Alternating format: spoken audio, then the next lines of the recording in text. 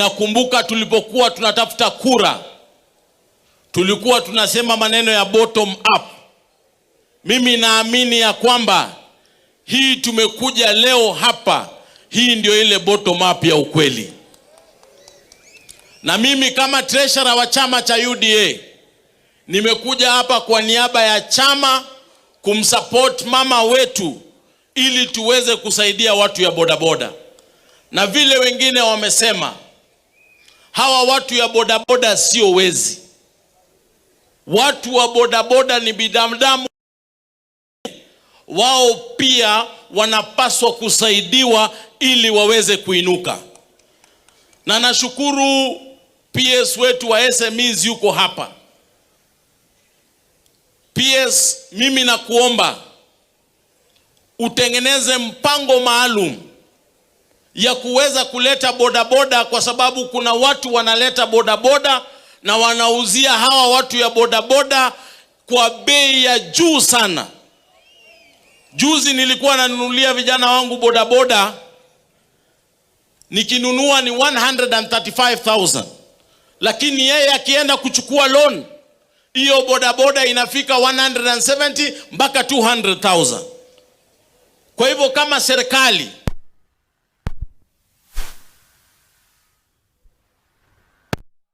bei ya chini waweze kujisaidia na maisha yao.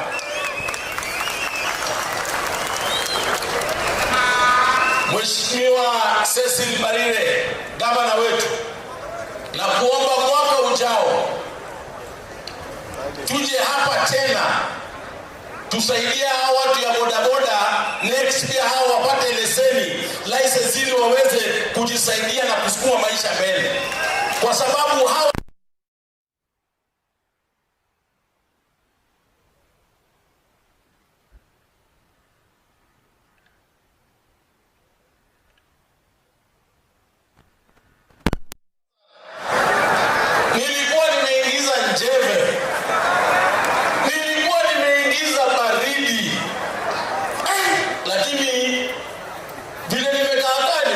sio Embu hapa. Hapa ni Embu kweli? Hapa ni Embu.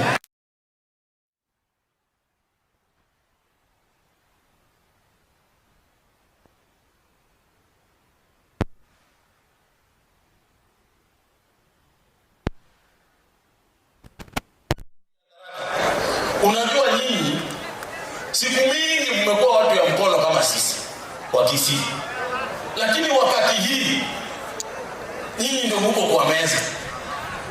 Mnajua hiyo, lakini mnajua nyinyi ndio mko kwa meza. Wakati hii nyinyi ndio mko kwa meza kupitia Profesa Kithure Kindiki. Kwa hivyo msikae kama watu ya mkono. Sasa nyinyi ndio mnafaa mnatuma wengine na mchunge hii kiti ambaye mko nayo. Msikubali mtu mwingine aje kutusi naibu wa rais wenu, mtoto wa kwenu hapa nyumbani. Mimi nawaomba mumchunge huyu naibu wa rais wakiwa na rais wetu William Ruto, ili wazidi kutuletea maendeleo ile wananchi wa Kenya wanataka. Kwa hivyo naomba tushirikiane, tufanye kazi na serikali ili tuweze kusonga mbele. Mimi sina mengi ya kusema, naomba tu tuzidi kufanya kazi pamoja, na ikifika wakati wa matoleo mimi nitatoa ile ambayo tumetoa katika chama chetu cha UDA. Asanteni sana, Mwenyezi Mungu awabariki. Aya, asante sana. Sasa kwa nafasi hii nimkaribishe ambaye ni seneta wetu